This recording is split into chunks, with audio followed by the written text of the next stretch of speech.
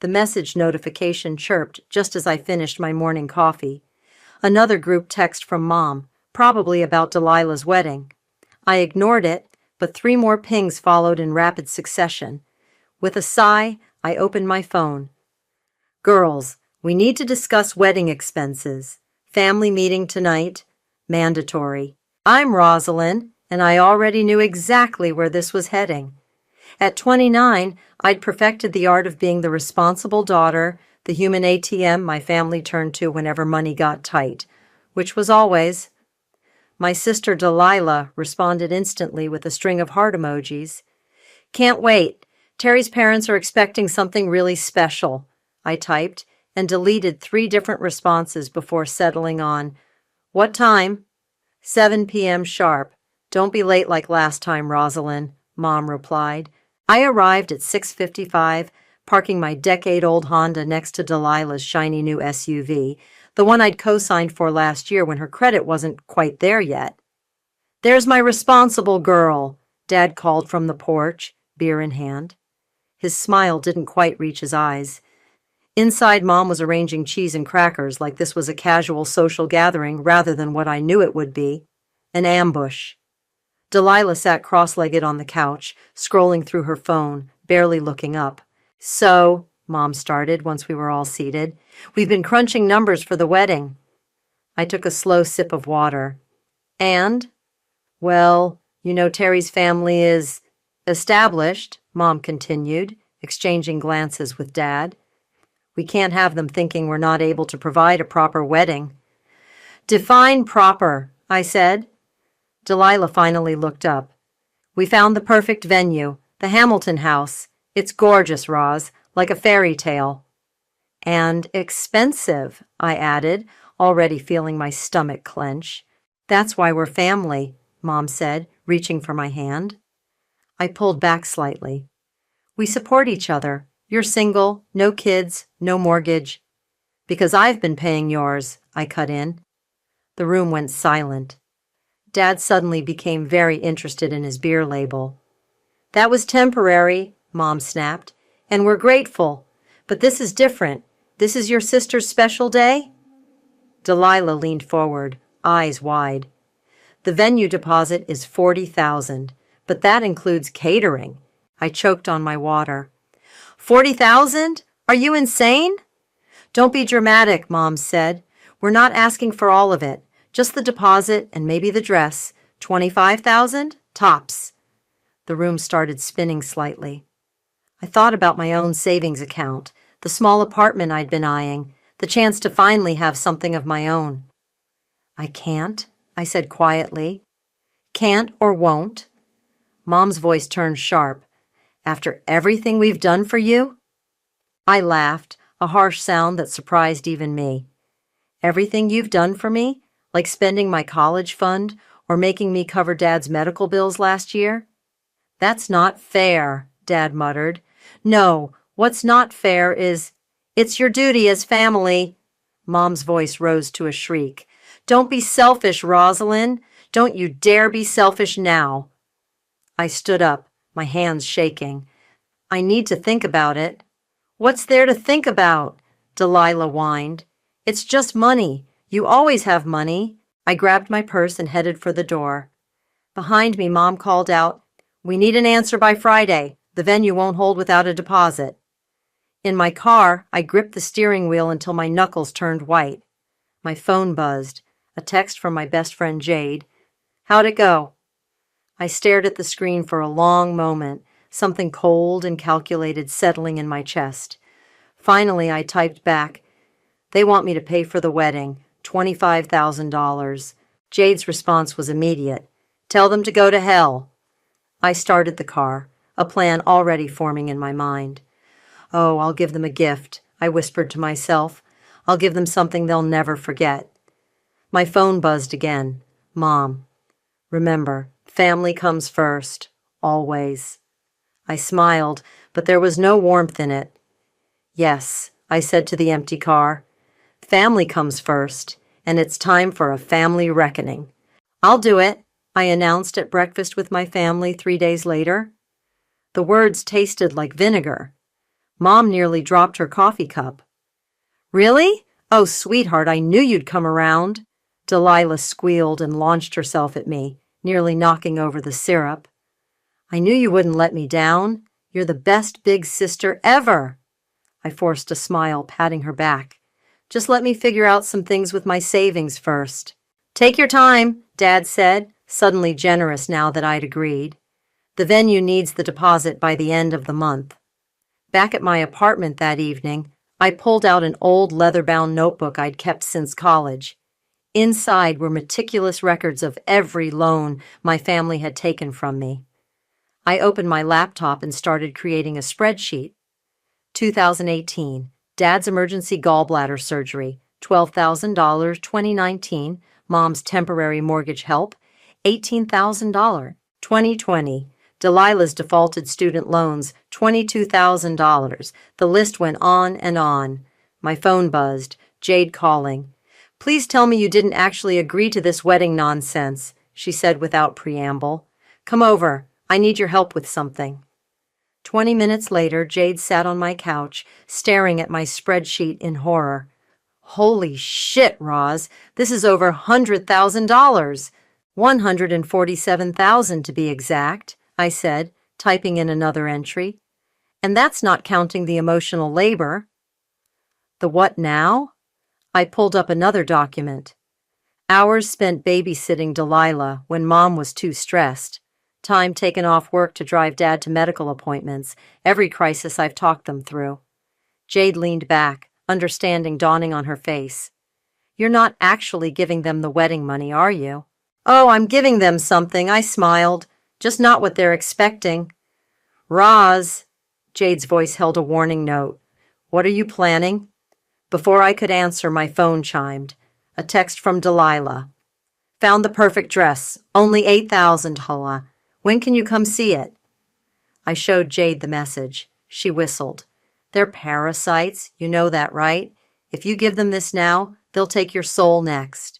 Trust me, I said, adding the dress to my spreadsheet. I'm going to give them exactly what they deserve. The next week was a blur of wedding preparations. I played my part perfectly. The supportive big sister, the dutiful daughter. I attended dress fittings, nodded at venue tours, smiled at florist appointments. You're being so reasonable about everything, Mom gushed over lunch. I was worried you'd be difficult. I've had time to think about what family really means, I replied, watching her face carefully. About giving and taking, about what we owe each other. That's very mature of you, she said, reaching for the check. Oh, would you mind? I pulled out my credit card, adding the $47 lunch to my growing list. That evening, I met with Raphael, the wedding videographer Delilah had hired. I want to make sure you capture everything, I told him, especially during the reception speeches. Don't worry, he assured me. I never miss a moment. Back home, I opened my laptop and started typing. Dear family, for years, you've called me blessed because I had no children, no mortgage, no major expenses. You never asked why. You never questioned where my money went. Well, I've kept track, every dollar, every favor, every sacrifice. And now it's time for an accounting. My phone buzzed. Mom again. Don't forget, we need the venue deposit by Friday. I closed my laptop and pulled out my phone, typing quickly.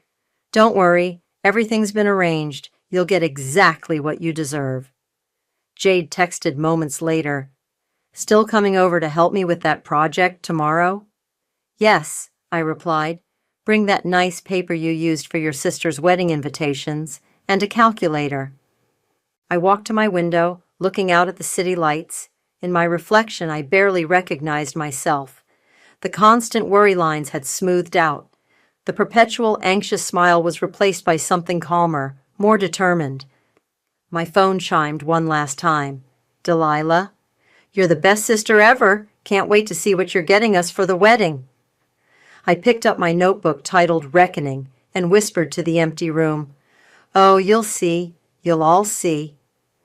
The roses have to be blush pink, not regular pink, Delilah snapped at the florist. My sister's paying for this. We can afford the premium blooms. I sat in the corner of the flower shop, quietly adding another line to my notes app. The florist shot me a sympathetic look. And we'll need twice as many centerpieces, Delilah continued.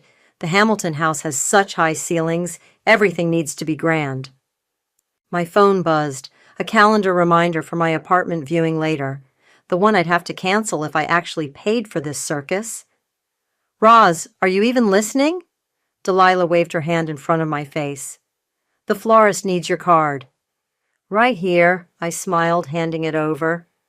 Another $3,200 added to the tally. At the mandatory family brunch the next day, Delilah was practically vibrating with excitement. Terry, her fiancé, actually deigned to join us this time, though he spent most of it on his phone.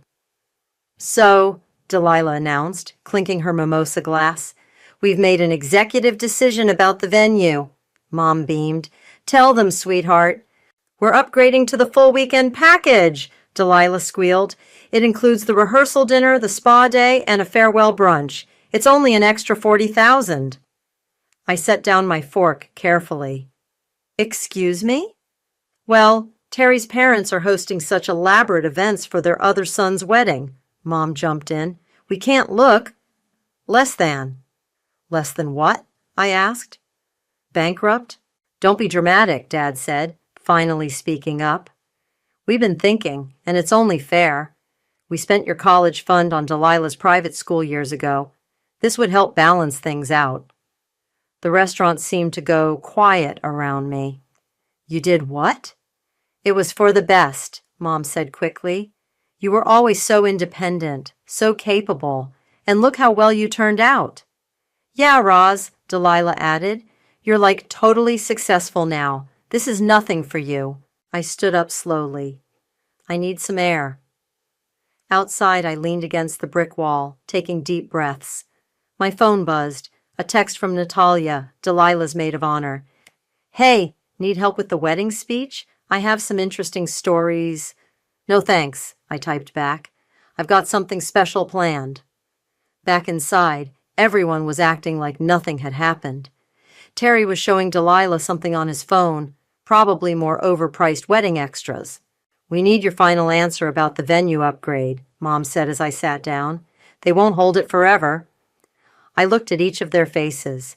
Mom's practiced concern, Dad's studied indifference, Delilah's entitled expectation, Terry's complete disinterest. Of course, I said softly. I'll make sure my gift is memorable. That evening, I met Jade at our usual bar. She listened as I recounted the brunch conversation, her expression growing darker with each detail. They spent your college fund? She exploded. That's why you had to work full-time through school? I nodded, sipping my wine. Apparently, I was independent enough to handle it. And now they want you to pay for Princess Bridezilla's fantasy weekend? Jade shook her head. Please tell me your plan involves public humiliation. Let's just say, I smiled, I'm giving them exactly what they asked for, an accounting of everything they've taken. My phone lit up with texts. Delilah, found the perfect spa packages, sending you the link. Mom, don't forget to check on those venue upgrades tomorrow. Dad, your mother's worried about the timing. Call her. I silenced my phone and pulled out my notebook. Want to help me calculate compound interest? Jade grinned. On everything they've taken? Girl, they're not ready for that math. Later that night, I sat in my apartment, finalizing the details of my gift. My phone buzzed one last time. Mom again. Remember, you're the example as the older sister. Don't let us down. I added the message screenshot to my growing file and whispered to myself, Don't worry, Mom. I'll show them exactly what kind of example I can be. The next morning, I called the venue. Hi, this is Rosalind, Delilah's sister. I'm handling the payments. I paused, smiling into the phone. Yes, we'll take the full weekend package. And could you make sure there's a good sound system for the reception speeches? I have something special planned. This could be all yours, the realtor said, gesturing around the small but sunny apartment. It's a perfect starter home for a single professional. I ran my hand along the kitchen counter, imagining my coffee maker in the corner, my books on the built-in shelves. The windows faced east. Morning light would fill the space. The deposit is $15,000, she continued. With your credit score, you'd easily qualify for the mortgage. $15,000. Less than what they wanted for Delilah's dress alone. How long can you hold it? I asked. There's another viewing this afternoon, she replied. In this market, I'd decide quickly. Back in my car, I called Jade. I'm going to do it. The apartment? What about the wedding money? They can have their wedding gift, or I can have my freedom. I started the engine. I'm choosing freedom. At the bank, I transferred the deposit money before I could second-guess myself. The banker smiled as she handed me the receipt. Congratulations on your first home. My phone buzzed immediately. Mom. I ignored it and drove to work, feeling lighter than I had in weeks. That evening, someone pounded on my apartment door. I opened it to find Mom, face flushed with anger. The realtor is my friend Sandra's cousin, she spat. How dare you? I stepped aside, letting her storm in. How dare I what? Buy an apartment? You committed to helping with the wedding. Now you're spending money on yourself? It's my money, I said quietly. I earned it. We're your family. She paced my small living room. We've given you everything. Given me? I laughed. You took my college fund. You took my savings. You took my 20s. You're being melodramatic. She stopped pacing. Cancel the purchase. The wedding is more important. No. The word hung between us. Mom's face went very still. No, she whispered, after everything we've done for you? I said no. She grabbed her purse. You're selfish, cold-hearted. I didn't raise you to be like this. You didn't raise me at all, I replied. I raised myself, and Delilah, and kept you and Dad afloat. If you do this, she said, hand on the doorknob, don't expect to be welcome in this family anymore. I smiled, thinking of my notebook full of calculations. You're right. I should get them something special instead. I'll deliver it myself at the reception. After she left, I called Jade. It's done. I bought the apartment. How'd your mom take it? About as well as expected. I opened my laptop. Want to help me format some spreadsheets? The next day, Delilah showed up at my office during lunch. Mom's crying, she announced, dropping into the chair across from my desk. How could you buy an apartment when you knew I needed you? Needed my money, you mean? She flinched. That's not fair. You're my sister. You're supposed to support me. And who's supposed to support me? Don't be dramatic, she said, echoing Mom. It's just money. You always have money. Because I work for it, I replied. Because I save it. Because I don't spend it on $40,000 parties. It's my wedding. She stood up, hands on my desk. The most important day of my life. And this is my life, I gestured around me. The one I built while carrying all of you. You're just jealous, she snapped, because I'm getting married and you're alone. I looked at her, really looked at her. My little sister, who I'd helped with homework, covered for with our parents, rescued from bad dates. Now a stranger demanding her pound of flesh. Get out of my office, Delilah. Mom's right, she said, heading for the door. You are cold-hearted. After she left, I opened my reckoning file and added one more entry. Emotional manipulation, wedding edition. That evening, I sat in my soon-to-be apartment, empty except for my presence and possibility. My phone lit up with texts. Dad. Your mother's devastated. Fix this. Delilah. I hate you. You're ruining everything. Mom. Family means sacrifice. You've forgotten that. I opened my laptop and typed, Dear family, you're right. I have forgotten what sacrifice means. Let me remind you. The cursor blinked, waiting for the rest of my words. Outside, the sun set on my new beginning. My phone buzzed again. Jade. Still want help with that special wedding gift? I smiled, fingers hovering over the keyboard. Yes, it's time to start calculating interest. So, what's the real story with you and Delilah? Natalia asked, stirring her martini. We sat in a dimly lit bar, 3 days before the wedding. I raised an eyebrow. Shouldn't the maid of honor be on the bride's side? Please, she scoffed. I've known Delilah since college. She's been insufferable since Terry proposed. Yesterday she made me redo my speech because it didn't mention her natural grace enough times. I couldn't help but laugh. Sounds like her. Speaking of speeches, Natalia leaned forward. What are you planning? Because that smile you've been wearing lately, it's kind of terrifying. Let's just say my speech will be memorable. Good. She drained her glass. I'm tired of her acting superior just because her fiancé's family has money.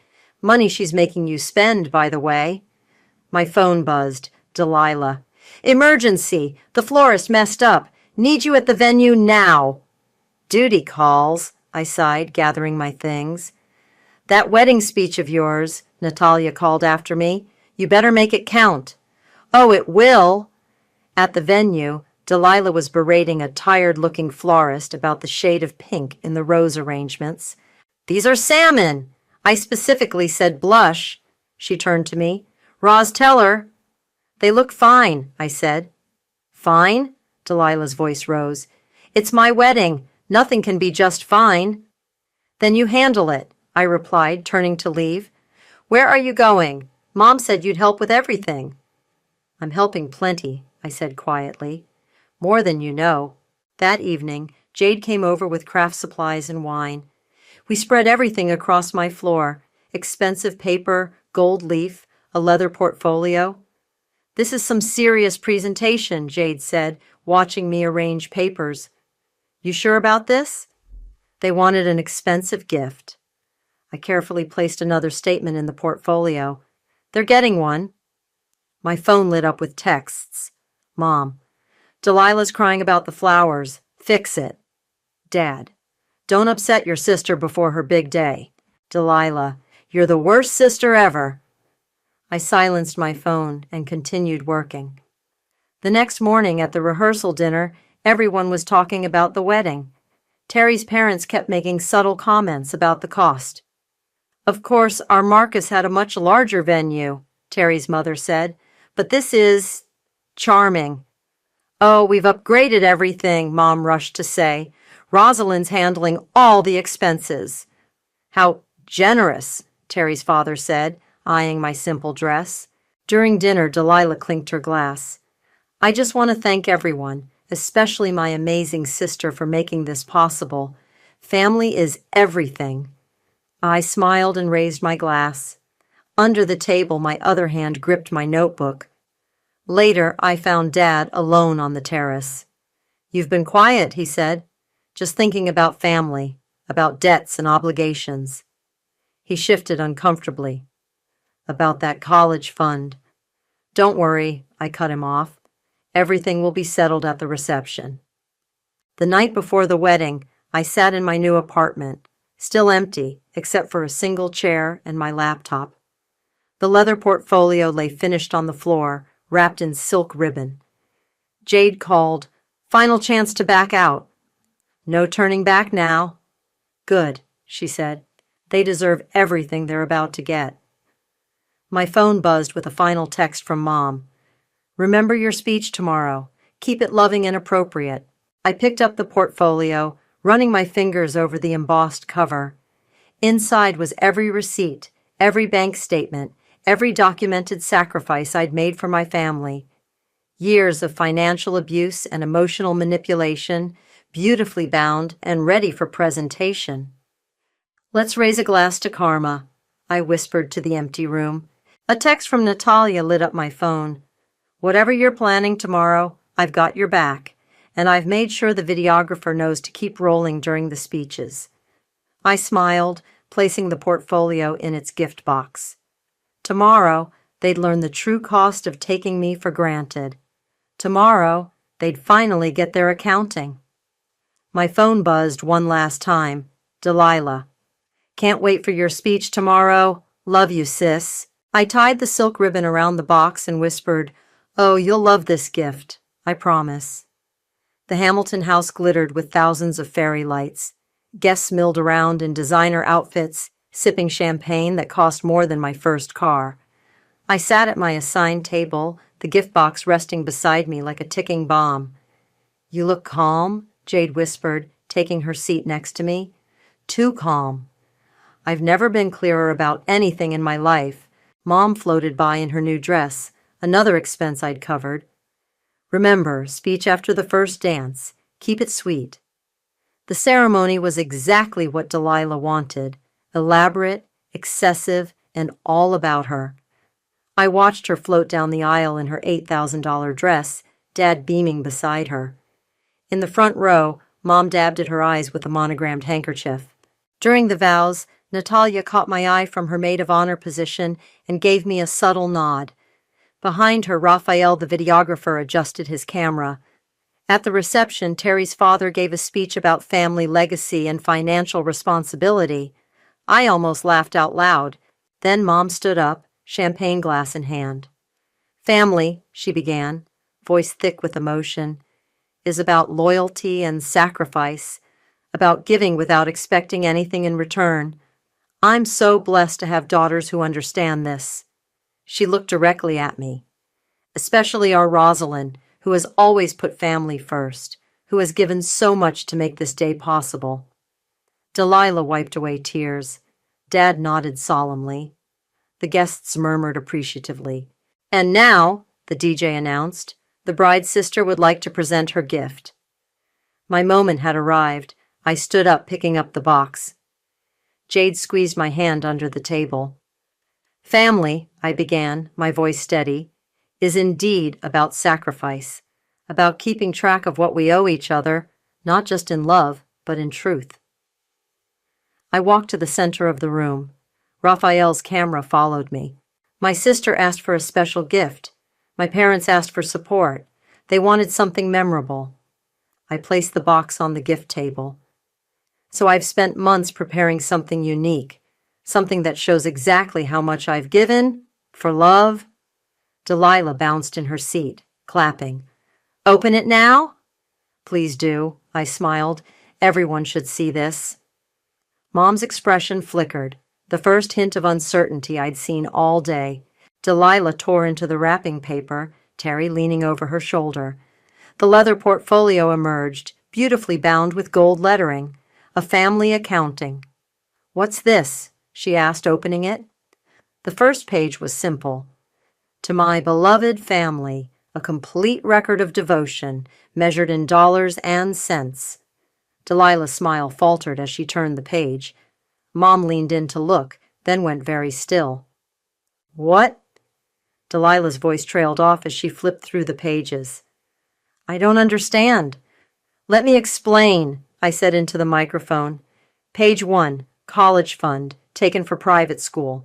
Pages 2 through 4, mortgage payments. Pages 5 through 7, medical bills. Page 8, student loan bailouts." The room had gone completely silent. Raphael's camera whirred. "Keep going," I encouraged. "You'll find everything there. Every dollar you've taken, every sacrifice you've demanded, every time you called me selfish for wanting something of my own." Mom stood up sharply. "Rosalind, that's enough." "No," I said calmly. "It's not nearly enough. Check the last page. I've calculated the interest." Delilah's hands shook as she reached the final summary. This can't be right." $147,000, I announced to the silent room. "Plus interest, plus the wedding, all carefully documented with dates, bank statements, and your own text messages demanding more." Terry's parents were whispering furiously. Guests shifted uncomfortably in their seats. "You see," I continued, "you wanted an accounting of family obligation. Well, here it is, every penny, every guilt trip, every manipulation." Dad wouldn't meet my eyes. Mom's face had gone from red to white. "Consider this my gift to you, a complete record of what family has cost me. And my gift to myself?" I smiled. "Freedom from ever paying another cent." Delilah started crying, mascara running. "You're ruining my wedding." "No," I said softly. "I paid for your wedding. I'm just showing you the bill." I turned to leave, but stopped at the door. "Oh, and Mom? You were right. Family does come first. That's why I'm finally putting myself first." The last thing I saw as I walked out was Natalia raising her glass in my direction, a fierce grin on her face, while Raphael's camera captured every moment of the unfolding chaos. I made it halfway across the parking lot before the doors burst open behind me. Mom's heels clicked rapidly on the pavement. "Get back in there and fix this," she hissed. "Tell them it was a joke." "Every word is true," I said, turning to face her. "Every number is real. Want to check the math?" "How dare you?" Her voice cracked. "In front of everyone? In front of Terry's family? How dare I tell the truth?"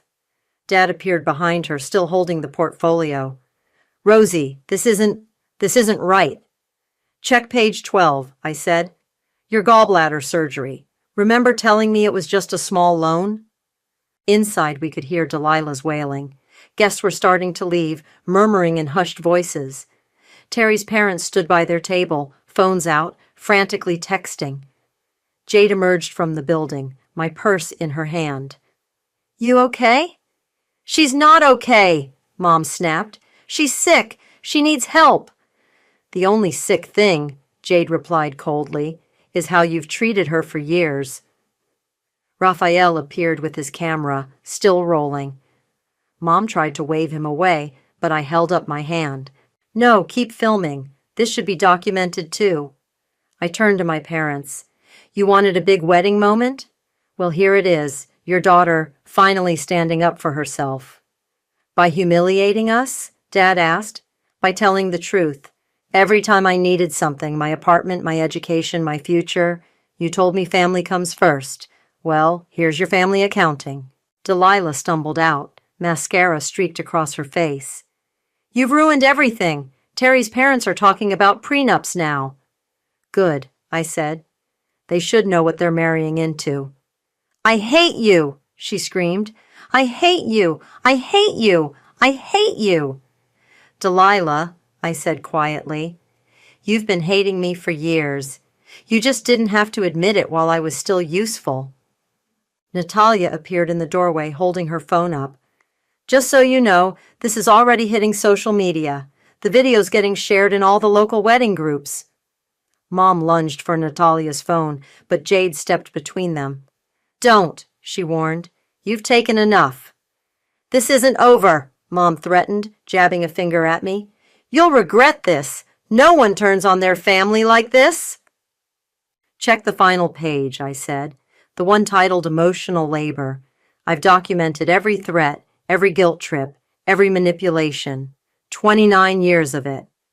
Terry appeared, looking uncomfortable. "Delilah, my parents want to leave." "See what you've done?" Delilah sobbed. "My perfect day ruined." "Perfect?" I laughed. "It cost me everything I had. But you know what? It was worth it, because now everyone knows exactly who you are." Raphael adjusted his camera angle. "This is better than any wedding video I've ever shot." "You're no longer my daughter," Mom declared dramatically. "You're dead to us." "No," I said, pulling out my keys. "I'm just finally alive and free." I turned to Raphael. "Make sure they get a copy of everything you filmed. Consider it part of the wedding package I paid for." Dad started flipping through the portfolio again, his face growing paler with each page. "These numbers, they can't be right." "Every receipt is attached," I said. "Every text message saved. Every demand documented. I learned from you, Mom. Always keep records." "You planned this," Delilah accused. "You planned to ruin my wedding all along." "No," I replied. "You planned this. Every time you demanded more. Every time you called me selfish for saying no. Every time you took and took and took." I looked at each of them one last time. Mom's fury, Dad's confusion, Delilah's mascara-streaked rage. "This is my gift to you," I said clearly, making sure Raphael's camera caught every word. Debt acknowledgement and emancipation. We're officially even. Even? Mom's laugh was hysterical. You think this makes us even? Actually, I smiled, you still owe me quite a bit, but I'm writing it off as the cost of learning who you really are. I turned to leave, Jade beside me. Behind us, I could hear Delilah's renewed sobs, Mom's angry threats, the continuing clicks of Raphael's camera. Wait, Dad called. What happens now? I looked back one last time. Now? Now you live with the truth, just like I've had to live with it all these years. As we drove away, my phone exploded with notifications, messages from relatives, texts from wedding guests, social media alerts. I turned it off. You okay? Jade asked. Better than okay, I replied. I'm free. The keys to my new apartment felt heavy in my hand as I unlocked the door. Jade followed behind, carrying a box labeled kitchen. First box in your new life, Ra, she said, setting it down. Where do you want it? Before I could answer, my phone buzzed. A text from Natalia. You need to see this. The wedding video is everywhere. She'd attached a link. The footage showed everything. The gift presentation, the accounting, Mom's meltdown in the parking lot. The comments section was exploding. Best wedding revenge ever. Finally, someone exposes toxic family dynamics. The receipts, she kept all the receipts. Turn it off, I told Jade, who was watching over my shoulder. I need to unpack. The doorbell rang. I tensed, half expecting Mom or Delilah, but it was Raphael. Hey, he said, holding up a USB drive. Thought you might want the unedited footage. Also, this came to the studio for you. He handed me an envelope. Inside was a money order from Dad for $5,000 and a note. It's a start. Keep it, I said, trying to hand it back to Raphael. No, Jade interrupted. Put it toward your new couch. Let them start paying you back. My phone kept buzzing. Texts from relatives I hadn't heard from in years. They did the same to me. About time someone stood up to them. You're not alone. A new email popped up from Terry's mother. While we don't condone public spectacles, we appreciate knowing the truth about family finances before the marriage. We're implementing those prenups. I started unpacking boxes, trying to focus on building my new life rather than the aftermath of destroying my old one. Jade helped me arrange furniture while Raphael set up my TV. Another text came through, Delilah. The video ruined everything. Terry's family is making us postpone the wedding until we take financial management classes. I hope you're happy. Actually, I typed back, I am. Mom had left 17 voicemails. I deleted them all unheard. Look what I found, Jade called from the kitchen, pulling out my old coffee maker. First thing to make this place home? As the familiar smell of coffee filled the apartment, another text arrived, from Dad. Your mother's not speaking to me. I've been looking at the numbers. I never realized. I'm sorry. I set the phone down without replying. Some apologies come too late. Natalia stopped by with housewarming wine. The country club crowd is scandalized, she reported gleefully. But you know what? 3 other women have come forward about their families doing the same thing. You started something. I didn't mean to start anything, I said, unpacking plates. I just wanted to stop being their ATM.